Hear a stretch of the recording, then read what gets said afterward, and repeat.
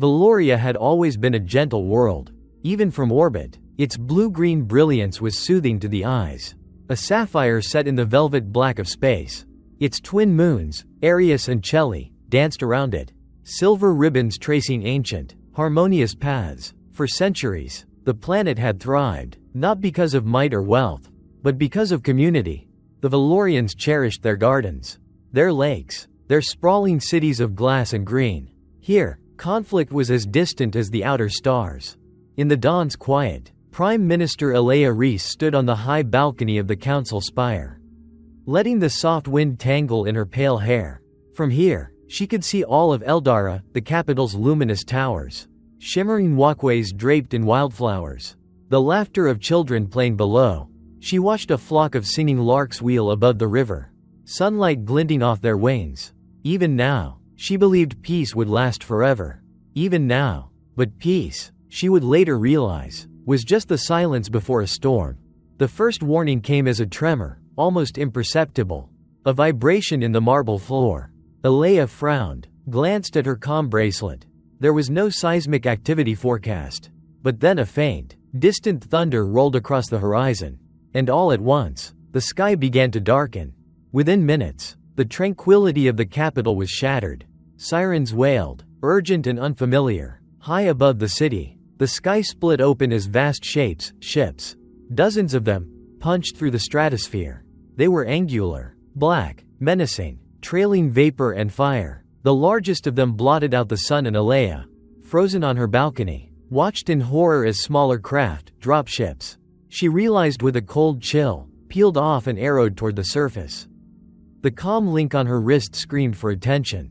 "Prime Minister, you must get to the bunker," her chief of security barked, his voice tight with fear. "Xyrr Dominion fleet inbound. Repeat, this is a full planetary invasion." Alea stumbled inside, heart pounding. She heard the first explosions, then deep, sickening booms, and the distant roar of buildings collapsing.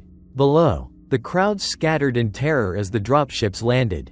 The city's defense grid, designed more for ceremonial parades than war, flickered on, pointless, laughably underpowered. She saw a squadron of ancient fighter jets rise into the sky, only to be incinerated in seconds by the Xyrr's crimson plasma lances. The bunker beneath the council spire was supposed to be safe, a sanctuary from disaster. Now, pressed among her cabinet ministers and frightened aides, Alea realized it was just another tomb, waiting to be sealed. The Xyrr Dominion were no strangers to conquest. For generations, their fleets had swept through the outer colonies, enslaving or erasing any resistance. Their soldiers were methodical, armored in obsidian carapaces, faces hidden behind expressionless masks. In every system they invaded, the same message was delivered: submit, or be destroyed. Within hours, Eldara was lost. Across Veloria, the story was the same. Xyrr troops fanned out through the cities, rounding up civilians, crushing protests with brutal efficiency. Communications went down, first in the capital, then in every major settlement. By nightfall, the planetary network had fallen silent. All but one channel, a narrow, encrypted band, a last-ditch line to the Galactic Concord. Huddled in the bunker, Alea's voice trembled as she recorded the message. She tried to sound strong, but fear bled through every word. "This is Prime Minister Alea Reese of Veloria. We are under attack by the Xyrr Dominion.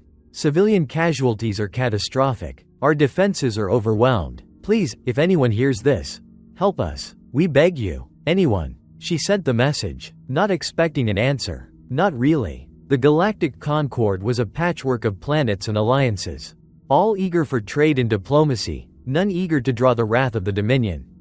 She knew the stories. Worlds who'd called for help, only to be left alone in the dark.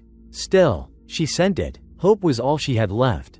In the hours that followed, the bunker's screens flickered with the feed from the city above. Fires raged, smoke roiled between the towers.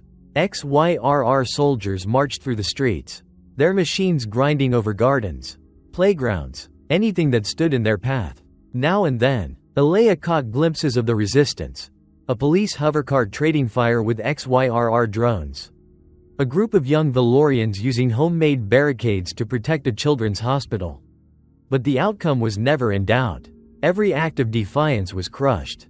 Every hope dimmed. On the second night, as the city burned, Alea met with her ministers. Some begged her to surrender, to plead with the Xyrr for mercy. Others argued for more desperate measures, sabotage, suicide strikes, anything to make the Dominion bleed. Alea listened, numb. She remembered the old Velorian saying, "Better to lose your freedom than your soul." But now, it seemed, they would lose both. In the end, she made her decision alone. She recorded another message, her voice hollow with exhaustion. "To whoever receives this, the Xyrr have taken Eldara. They will not stop until we are gone. We have no more weapons, no more hope. But I ask, no. I beg, don't let our world die in silence. If you cannot save us, remember us. Tell our story. Don't let the darkness win." She pressed send, and for a long time, she just sat there, listening to the city's distant screams. Far across the galaxy, on the other side of the Concord, a different world spun beneath a yellow sun. Earth, old, battered, and still fiercely alive. Aboard the Terran assault carrier UNS Resolute, Captain Lynn Marquez was halfway through a routine patrol briefing when the distress signal arrived. Her comms officer, a wiry man named Morales, glanced up from his console with a frown. "Ma'am, you need to see this. Priority 1 transmission, Veloria. Full planetary distress." Marquez moved to the display, watching as Alea's image, static-ridden, pale but defiant, played back. She listened to the words. She saw the hopelessness in the Prime Minister's eyes, the plea behind the formal address. Around her, the bridge crew fell silent. Marquez had seen this before, too many times. Worlds on fire, Concord diplomats wringing their hands, other fleets turning away in fear. The Xyrr Dominion was the reason Earth had joined the Concord, not out of idealism, but because humanity knew what it was to stand alone. They remembered their own dark nights, their cities burning under alien skies. She tapped her comm. "XO, get me the 57th Shock Troop Regiment. Wake up Colonel Reeves, and tell engineering I want a full power-up, now." Morales hesitated. "Ma'am, Veloria isn't under our direct protection. The Concord hasn't authorized." Marquez fixed him with a stare. "And when has that ever stopped us?" No one on the Resolute questioned her after that. Within minutes, the ship was alive with activity. Shock troops, some fresh out of cryo sleep, suited up in the armory, clamping into exosuits, checking railguns and energy shields. On the main deck, the fleet AI plotted a course for Veloria at maximum burn.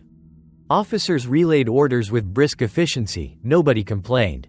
Nobody hesitated. In the barracks, Colonel Reeves addressed his regiment, his voice low and fierce. "Listen up, 57th. Veloria's calling for help. Dominion's there in force. No one else is coming. That makes this our fight." Someone in the back called, "Hell yeah, Colonel." A ripple of laughter, tight with nerves, ran through the room. Reeves nodded. "Rules are simple. Protect civilians. Eliminate hostiles. No heroics. Unless you count saving a whole damn planet. We jump in fast and hit them harder than they've ever been hit before." Any questions? There were none. As the Resolute jumped to FTL, Marquez sent one brief reply, encrypted and relayed through Concord satellites. "Veloria, this is the UNS Resolute.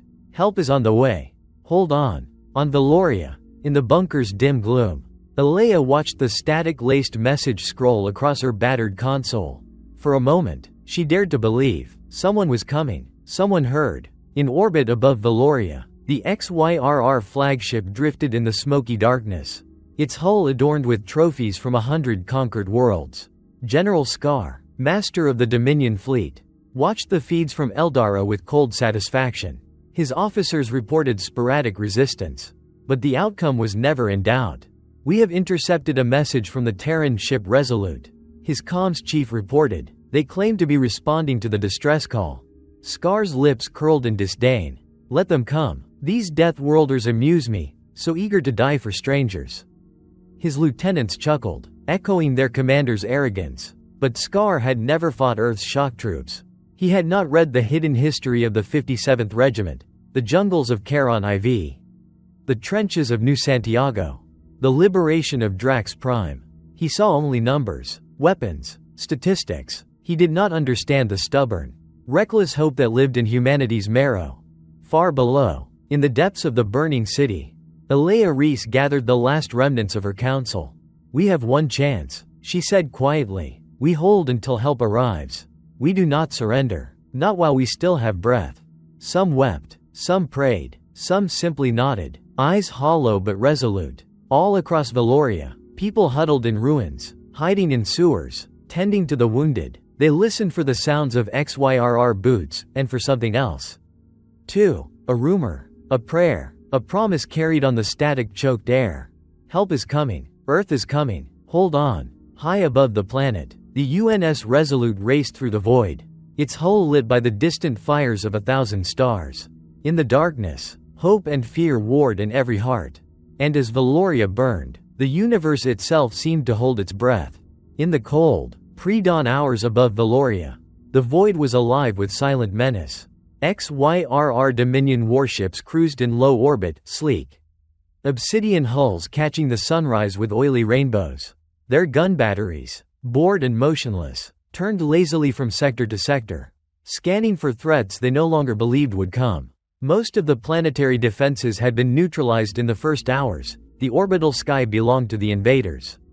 But then, just past the Terminator line where night surrendered to morning, the blackness of space twisted, shimmered, and split. Reality seemed to tear for a heartbeat. Then, with a soundless flash, the UNS Resolute dropped out of faster than light, her hull screaming hot from re-entry prep. The ship looked almost brutish compared to the Dominion's sleek vessels, scarred gray armor, weapons arrays bristling like angry thorns, its hull stenciled with a weathered wolf emblem. For one stunned moment, the Xyrr command net went silent. On the Resolute's bridge, Captain Marquez stood, hands clasped behind her back, boots planted wide on the deck. The planet Veloria spun beneath her, stained with the ugly fire of occupation. "Status?" she asked, voice steady. Morales, fingers flying over his console, replied, "All systems nominal, shields at maximum. We're inside planetary defense range, Xyrr ships tracking." But not engaging yet. A small smile ghosted across Marquez's lips. "That'll change soon enough. Bring us to drop altitude. Alert the regiment." In the belly of the ship, the 57th Shock Troop Regiment was already moving. A hurricane of focus and motion. Troopers locked into armored exosuits. Steel and ceramic hissing as power conduits fed into artificial muscles. Some checked weapons, railguns, pulse rifles, breaching charges. Others watched helmet displays flicker with mission briefings and satellite imagery. The ruined city of Eldara rendered in red and blue topography. Colonel Reeves strode the line, helmet tucked under one arm, his voice rolling out above the noise. "Listen up. LZs are hot, repeat. Hot. Dominion armor is in the city center.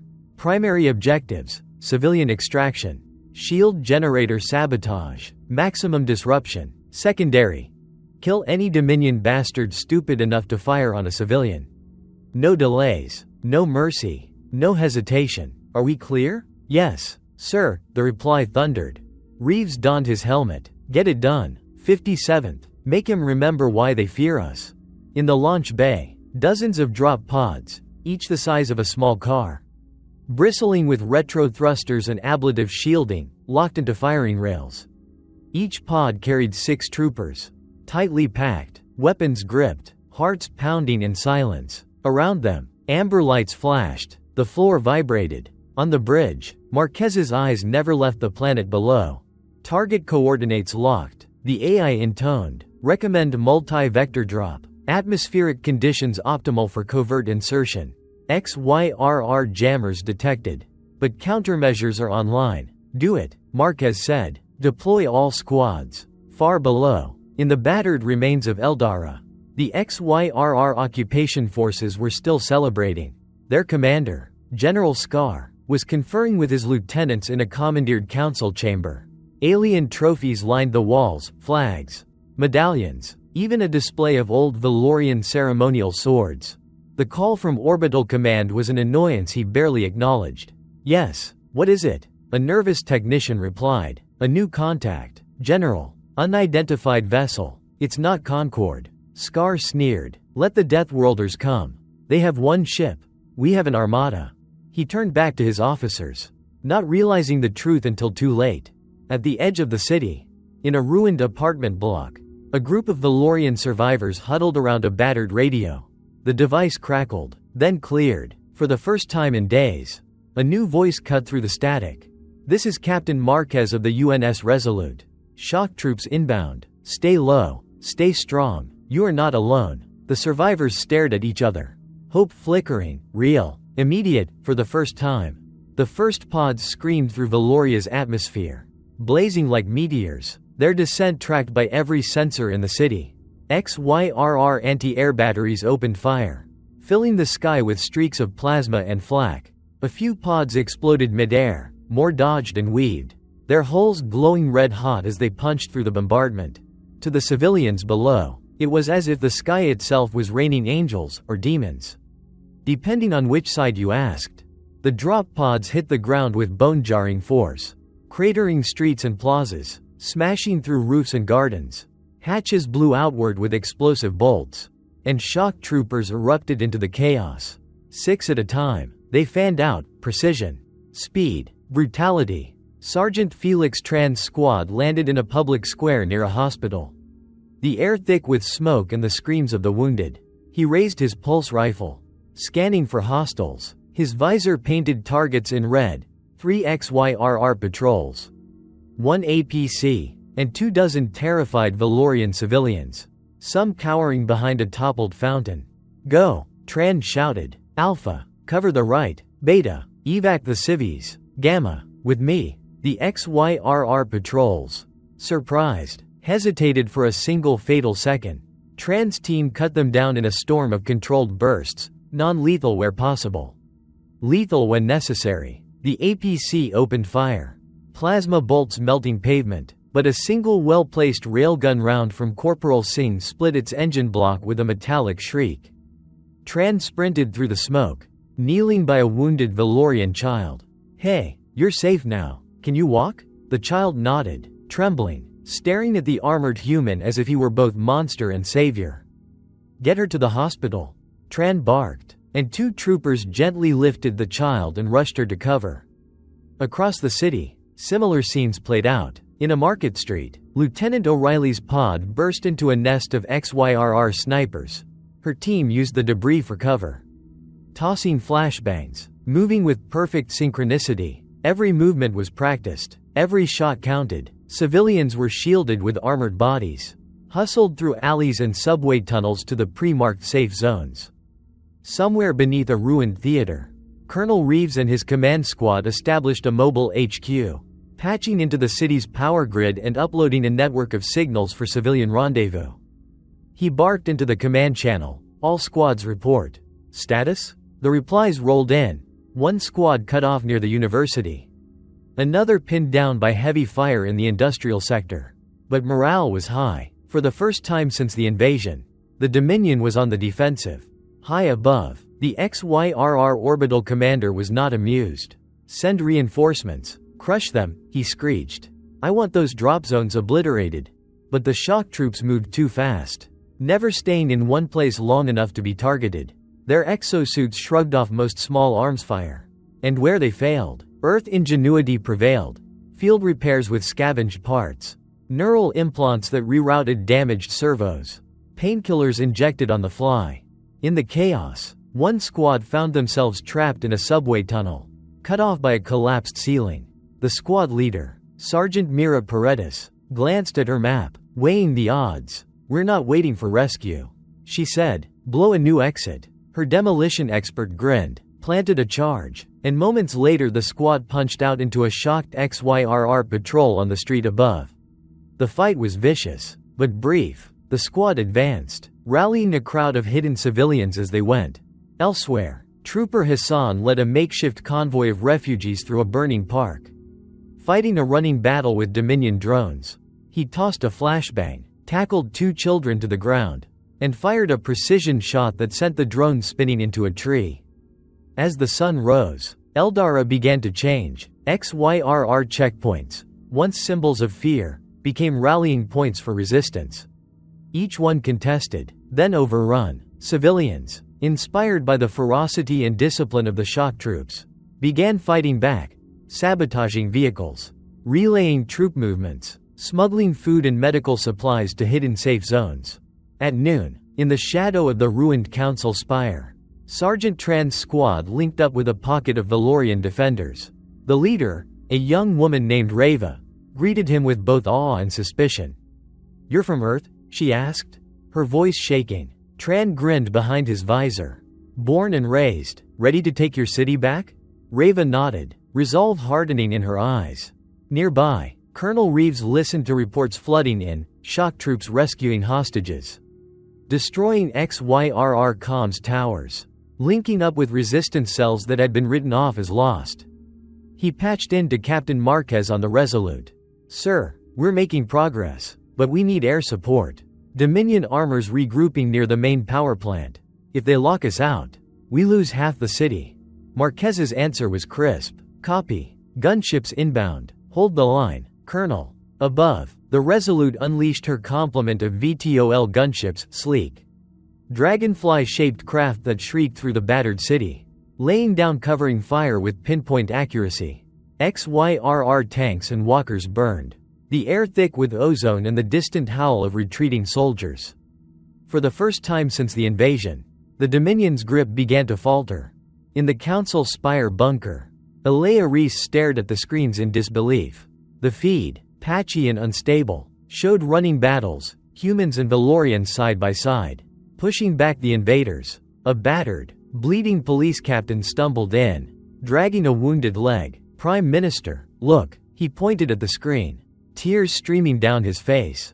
"They came. The Death Worlders, they really came." Alea pressed her hands to her mouth, eyes shining with hope and terror. She whispered, "Don't let it be a dream. Please, don't let it be a dream." But it was real. On the other side of the city, Sergeant Tran and Reva's combined unit crashed through the last barricade at the Children's Hospital, scattering Xyrr troops and freeing dozens of hostages. As the last Dominion soldier surrendered, a small girl ran to Tran, hugging his armored leg. He knelt, removing his helmet, and for the first time, the child smiled. "Thank you, Mr." Tran ruffled her hair. "Don't thank me yet. We've got a planet to save." As dusk fell, the battle for Eldara raged on. Shock troops pressed forward, never giving the Dominion a chance to regroup. At every turn, civilians lent a hand, guiding troopers through secret tunnels, tending wounds, sharing what little food remained. And in the growing darkness, the voice of Captain Marquez echoed again, relayed through every open channel, every battered radio. "To the people of Veloria, we are here. We will not leave you. Hold the line." In orbit, General Scar watched the disaster unfold with growing horror. His armada was intact, but on the ground, his troops were faltering, his supply lines fraying, his enemies multiplying. For the first time in his long, bloody career, the thought crept into his mind, what if the Death Worlders can't be stopped? On Veloria, hope flared brighter. The night was still full of danger, but it was no longer empty. Humanity had come, not with promises, but with action, sacrifice, and unstoppable will. The shock troops of Earth had landed, and the world would never be the same. Night over Eldara was no longer a shroud for the frightened and defeated. Tonight, it was alive with the staccato pulse of railguns, the electric scream of energy shields clashing with plasma, the distant but ever-present thud of explosions. The city's once pristine streets were now jagged with craters and scattered with burning debris, haunted by shadows darting from alley to alley. Above the city, the broken spire of the council tower still glowed red from fire and ruin. A grim beacon, the Xyrr Dominion had expected a night of terror to break resistance, to cow any survivors into submission.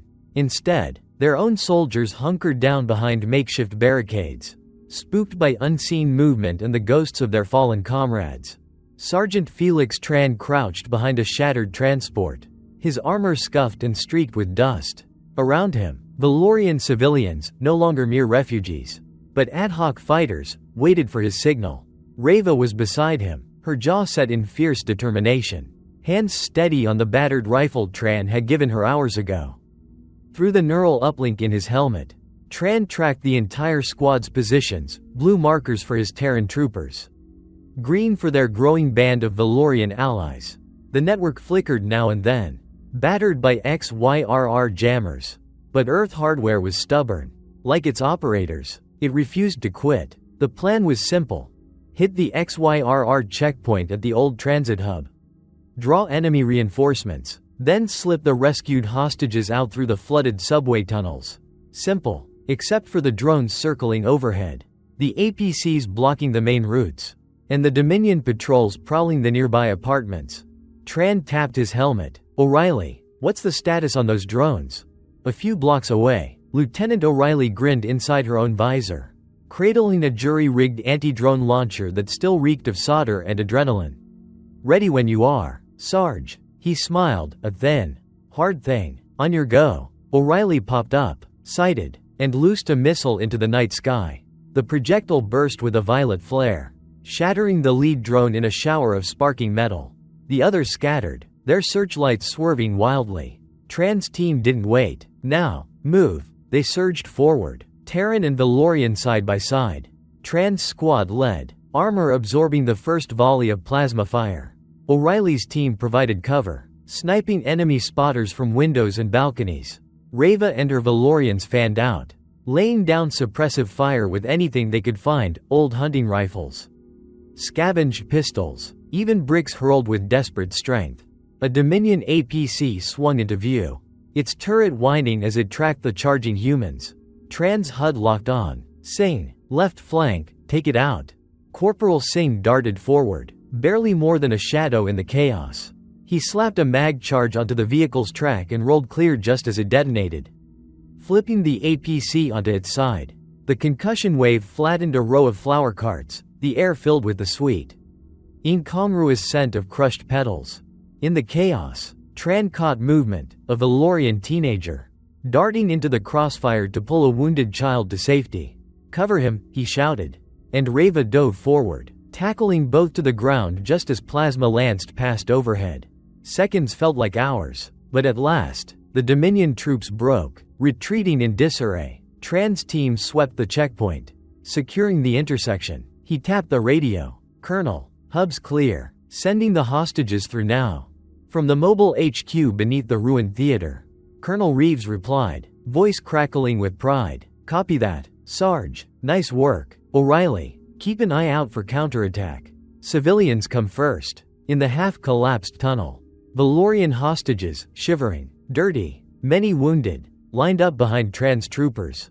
One old man bowed deeply to Tran, speaking in broken Terran standard. You came from so far. Why? Tran didn't have a neat answer. He knelt beside the old man, checked his wounds, and simply said, because nobody else would, because you matter. The old man wept. Reva squeezed Tran's shoulder, fierce pride in her eyes. Elsewhere in the city, stories multiplied, testaments to Terran's stubbornness and adaptability. Sergeant Mira Paredes' squad, cut off and low on ammo, improvised bombs from industrial solvents, using them to collapse a garage on top of 3 Dominion walkers. Hassan's convoy of refugees was joined by more and more Velorians, swelling to dozens, then hundreds. They snaked through the city's veins, guided by children who had grown up playing in those alleys and tunnels. In a gutted hospital, Trooper Klein and Velorian nurse Isla worked side by side, patching wounds and splinting broken limbs by lantern light.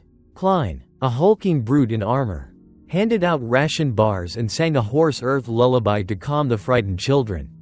Isla taught him a Velorian prayer, her hands shaking as she cleaned blood from his armor. But the enemy was never far. The Xyrr Dominion responded with rage and calculation. Their orbital commander deployed hunter-killer teams, squads of cybernetic shock troops bred for urban combat. The night grew even more perilous. The shadows themselves seemed to crawl. In the mobile HQ, Colonel Reeves met with Reva and several Velorian resistance leaders. They gathered around a flickering city map, plotting the next moves. We're bleeding them, Reeves said, voice rough but hopeful. But they'll hit back harder. We have to take the power plant if the Dominion locks us out. They'll turn the city dark and flood the tunnels. It's now or never. Reva nodded. We can guide you. There's a storm drain that runs beneath the main fence. It's dangerous, but we'll handle dangerous, Reeves said with a wry smile. Just get us there. Outside, a low, Inhuman howl echoed through the night. Reeves frowned. What the hell was that? Isla, the nurse, went pale. Xyrr hounds. They release them when they want to clear a district. Nothing survives. Reeves snapped his comm open. All units. New priority. Anyone not essential to the plant assault. Help civilians evacuate east. No one left behind. Move. On the street, Tran and O'Reilly's squads doubled their pace, shepherding civilians toward safety, barricading alleyways, leaving traps for the hounds, homemade bombs, EMP grenades, even fire. The hounds were monstrous, six-limbed, armored, bred for the kill, but even they hesitated when faced with Terran shock troops. The next hours blurred into madness. Barricades burned. Gunfights raged in stairwells and on rooftops. One by one, Velorian neighborhoods, once silenced by fear, rose in revolt. People who had never held a weapon fought back with frying pans, with sharpened pipes, with fists and teeth. Tran's team led the way through the storm drain, water waist deep and reeking of chemicals. Reva scouted ahead, night vision goggles perched awkwardly atop her head. She moved with a new confidence, growing into the role of fighter and leader. Halfway through, the tunnel ceiling collapsed, trapping half the squad. Tran's heart hammered. His team was down to 4. Ammo running low. No time for a detour. But Reva found a side passage, crawling through mud and filth, emerging behind the Dominion perimeter. They took out 2 guards with suppressed fire, then hustled the civilians out in silence. Above ground, the fighting intensified. The Xyrr brought in gunships, strafing the city with plasma.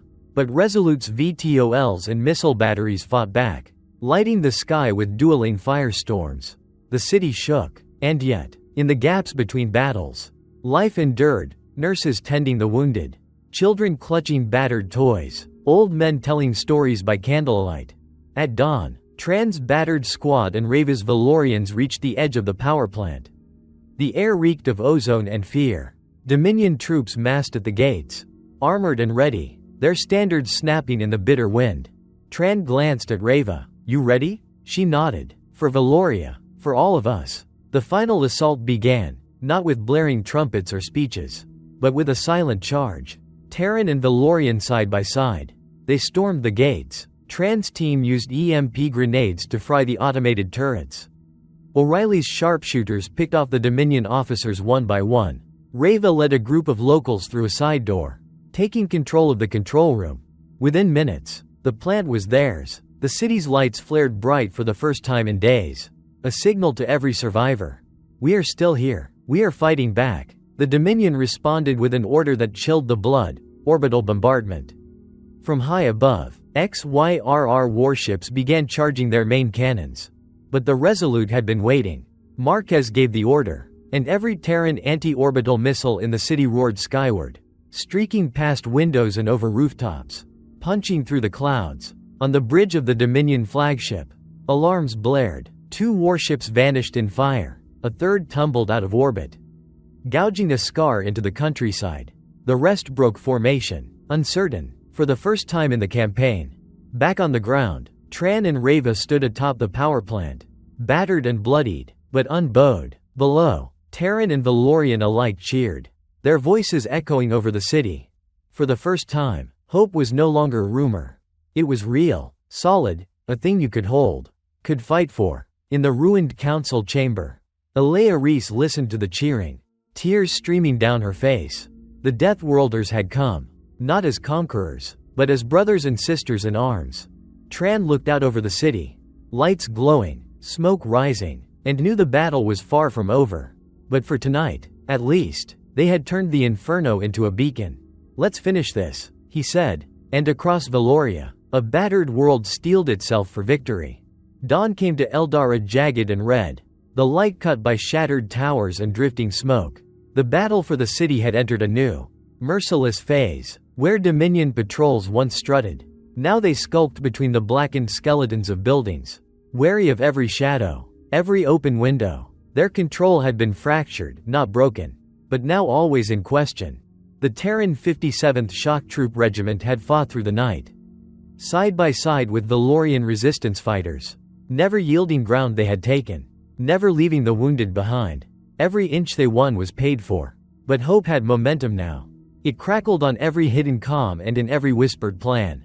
Inside the newly liberated power plant, Colonel Reeves ran his finger over a battered city schematic, sweat streaking the grime on his brow. Around him, an improvised command post thrummed with tension, Terran techs at battered terminals. Velorian scouts reporting from battered earpieces. The dull clang of armor plates being patched in a corner. He addressed the assembled fighters, his voice rough and unwavering. The Xyrr are regrouping. Their orbital guns are charging for a city-wide bombardment. If that shield generator goes down, this city is ash, but if we seize it and hold it, Veloria lives. This is it. This is the stand. A ripple passed through the crowd, exhaustion, fear, and then, behind it, something else, defiance. Reva, the once hesitant Velorian now covered in scars and victories dust, stepped up. We'll get you to the generator. There's a sewer line here, old, half flooded. I know every turn, but once we're in, it'll be a brawl. No cover, no fallback. Sergeant Tran's mouth twisted in a half grin. Then we don't fall back. The teams moved in silence, winding through tunnels black as pitch, broken pipes hissing steam. The ground trembled above them. Xyrr artillery searching for targets. The city shuddering under every near miss. They emerged beneath the shield generator compound, an ugly concrete relic from another age, built by Veloria's ancestors in fear of a war they'd thought would never come. The outer perimeter was ringed by armored Xyrr troopers and gun emplacements. Colonel Reeves gave the signal. Alpha and Beta, frontal distraction. Gamma, with me, up the drainage shaft. Velorians, stay behind until we breach the main hall. A dozen Terran troopers burst from the shadows, armor reflecting the morning sun, opening up with suppressive fire. The Xyrr returned it in force, plasma bolts sizzling through broken pillars, filling the air with ozone and dread. Inside the darkness, Gamma Squad, led by Tran, crawled through the shaft. Beside him, Reva's hands shook, not with fear, but with anticipation. She whispered, I never thought I'd live to fight for something like this. Tran's visor winked. Nobody does. Until the day comes. They popped the hatch, finding themselves in a tangle of maintenance scaffolding above the main generator hall. Below, the Xyrr command center swarmed with officers. A handful of battered Velorian prisoners on their knees. Tran marked targets, relayed positions to O'Reilly's snipers on the ridge outside. A single silent shot cracked the tension, dropping the lead officer. Chaos erupted. Gamma Squad repelled down cables, hitting the floor hard and fast. Tran's railgun barked, dropping a gunner before he could trigger the alarms. Reva and two Velorians swept the prisoners to cover, weapons drawn. On the ridge, O'Reilly's team kept up their fire, picking off reinforcements as they rushed in. Then, from the main gate, a new threat emerged, a Dominion heavy assault mech, taller than any tank, its claws crackling with energy. Colonel Reeves' voice was grim in everyone's ears. Hold the hall, Marquez. Where's that air support? On the Resolute's bridge, Captain Marquez grimaced. Gunships are 2 minutes out. You need to hold, Colonel. The mech lumbered forward, spitting plasma. Tran's squad scattered. 2 troopers went down, 1 dead, 1 crawling behind a pillar. Trailing smoke, Tran ducked a blast, yanked a demo charge from his belt, and shouted, Reva, when I say, throw that EMP. He sprinted low, zigzagging through the ruined hall, the mech's guns chewing the floor behind him. He skidded behind a console, primed his charge, then shouted, now. Reva hurled the EMP grenade. It arced, hit the mech's shoulder, and detonated in a burst of blue-white static. The machine froze, circuits frying, just long enough for Tran to slap his charge against its knee joint and dive for cover. The explosion rocked the hall. The mech toppled with a scream of torn metal, crushing 2 Dominion troopers beneath it. Colonel Reeves' voice cut in, fierce and ragged. Hall secure. Move to the control room. Tran and Reva led the way, boots clattering on the grated floor. In the control room, a Dominion officer had already started the self-destruct sequence, determined to deny Veloria its final hope. He fired wildly, grazing Reva's shoulder, but Tran dropped him with a burst to the chest. Reva, biting back pain, stumbled to the console. I studied this system as a girl. She gasped, hands flying over keys. I can stop the sequence, I think. Tran crouched beside her, covering the doorway, pulse pounding in his ears. All over the city, comms crackled with updates, Dominion fallback lines collapsing, civilians flooding liberated districts, Xyrr hounds in full retreat. Reva's fingers danced, sweat running down her brow. The console flashed angry red, final override. She yanked a memory cord from her pocket, jammed it into the slot, and typed in a string of ancient Velorian code. For a moment, nothing. Then, the room's lights blinked green. The self-destruct counter stopped. The city's main shield generator flared to life. A blue dome blossoming over Eldara. All across Veloria, survivors looked up, seeing that shimmering barrier, proof the planet's heart still beat. Tran sagged with relief. Reva let out a choked sob, clutching his hand. Above, the Resolute sensors caught the surge of energy. Captain Marquez slammed her fist into her palm. That's our signal. All remaining batteries. Target the Dominion fleet. We hold this sky. Terran anti-orbital missiles rose from the city in bright arcs, slamming into the Dominion ships overhead. 2 enemy cruisers erupted in blossom like fire, debris raining into the upper atmosphere. The rest of the fleet, seeing the city now shielded, hesitated, then, one by one, turned and fled. On the ground, Xyrr morale shattered. Isolated pockets tried to fight on, but the Death Worlders and their newfound allies pressed forward relentlessly, retaking ground by inches, then by streets, then by whole districts. In the council bunker, Alea Reese, once resigned to death, listened to the cheers and wept openly. She sent out a message, no longer a plea, but a proclamation. Veloria endures. With the help of our Terran brothers and sisters, we have reclaimed our home. We are free. The city echoed with celebration. Exhausted but alive. In the command center, Tran and Reva leaned against the battered console, their faces streaked with blood and sweat but radiant with hard-won joy. Colonel Reeves found them there, his own armor scorched and battered. He clapped Tran on the shoulder. Not bad, Sarge, you just made history. Tran grinned, exhausted. Not alone, sir. Reva's eyes shone with hope. For Veloria, for all of us. All through the night, Eldara glowed blue and gold, shielded and safe at last. The Dominion was in full retreat, the city's resistance unbroken, and in every corner of the battered world, a new legend took root of the day Deathworlders stood with Veloria, and would not let them fall. For the first time in days, Eldara's air was clear of plasma fire and the scream of engines. Morning crept over the battered city, painting the shield dome in hues of rose and gold. From the rooftops, children, faces still streaked with soot, pointed and laughed as they watched the last Dominion shuttle limp into the stratosphere. The sky finally their own again. The battle was over, but the cost was everywhere. Buildings lay cracked open to the dawn, their insides gutted by flame and explosion. Parks that once bloomed with wildflowers were now scarred by craters. Old stone bridges shattered by the thunder of war. Yet, amidst the ruins, something new was growing. People gathered in the open, helping each other, singing ancient songs that had not been heard since the occupation began. In the heart of the city, the Terran 57th Shock Troop Regiment set up a triage zone in the ruins of the Grand Library. Medics moved among the wounded, Velorian and Terran alike, patching burns and shattered limbs, setting bones, whispering words of comfort in a dozen languages. Sergeant Felix Tran knelt beside a battered police officer, gently splinting his leg. "You should rest," said Reva, crouching next to him. Her own arm was bound in a sling, her face bruised but luminous with relief. Tran shook his head with a smile. "I'll rest when everyone's home."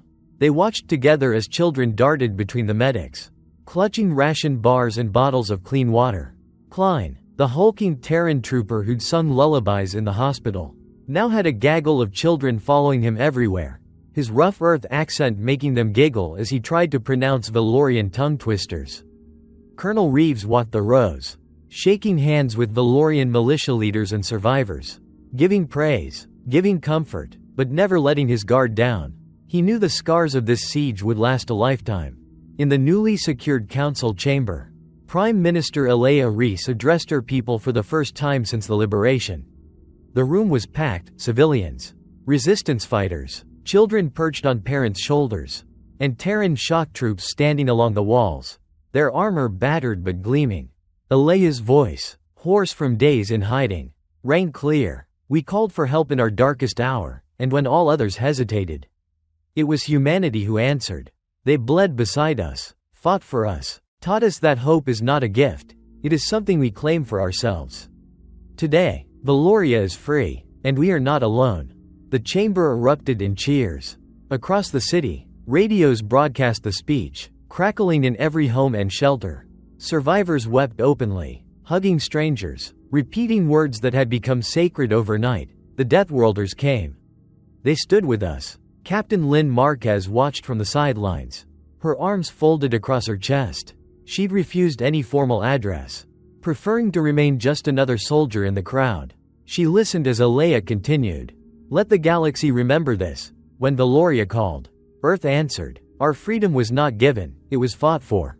Side by side. And to our Terran brothers and sisters, know that you have family here. Now and forever. That afternoon, as relief supplies began to pour in from neighboring systems, now emboldened by Veloria's stand, the real work began. Terran and Velorian squads cleared rubble together, rebuilt bridges and roads, helped set up new power nodes and water lines. The dead were honored in a citywide vigil. Their names read aloud, candles flickering across the plaza, uniting the living in a promise never to forget. Tran, Reva, and the children from the hospital planted new wildflowers in a bombed-out park. The first green to reclaim the ashes. Klein organized impromptu football matches between Terran and Velorian kids, their shouts of joy echoing through the ruins, proof that life, stubborn and wild, always returns. That night, under the restored shield dome, Terrans and Velorians feasted together in the open air, passing food, trading stories, laughing and crying in equal measure. No translator was needed for the look in their eyes, gratitude, respect, kinship forged in fire. As the stars emerged, Captain Marquez and Colonel Reeves stood at the city's edge, watching the first new lights return to Veloria's horizon. Reeves spoke softly. You think they'll call us heroes for this? Marquez smiled, a rare, genuine one. No, but they'll remember. And when the next world calls, Earth will answer. Reva joined them, her gaze fixed on the stars. We heard stories of Death Worlders, how you're feared, how you never quit. Now, we have our own stories. We'll tell them for generations. Tran, walking up behind, added with a tired grin. Just remember to tell them we're good at planting flowers. 2. They all laughed, the sound rising up to meet the Velvet Night. The next day, the UNS Resolute prepared to depart, its crew already patching up hull scars and restocking for whatever came next. As the Terran column moved through the city, thousands of Velorians lined the avenues, tossing petals and raising banners. Children ran beside the armored troopers, some trying on battered Earth helmets, others gifting handmade trinkets and thanks. Prime Minister Alea stood atop the main steps, flanked by her people and the Terran officers. She raised a hand in farewell. Go with our love, you are forever part of Veloria. A final cheer rolled across the city as the Terran transports lifted skyward, joining the Resolute in orbit. For a long moment, the ship hung above the dawn-lit world, then slipped into the darkness, bound for new trouble, new calls for help. But the legacy of what had happened here, on this one blue-green world, spread across the stars. On distant worlds, other peoples listened to the news, hope kindling where once there had only been fear. If you called for help, someone would answer. The Death Worlders would come. On board, Tran wrote a message to his family on Earth. He described the battle, the pain, the friendships formed in fire, the wildflowers in the ashes. He finished with a single line. If you hear someone cry out in the night, answer them, stand with them, because that's what we do. Somewhere in the darkness, the call would go out again. And across the void, Earth would always respond, not because they were unafraid, but because they refused to let fear rule the galaxy. Veloria was free, but the legend of humanity's answer was only just beginning.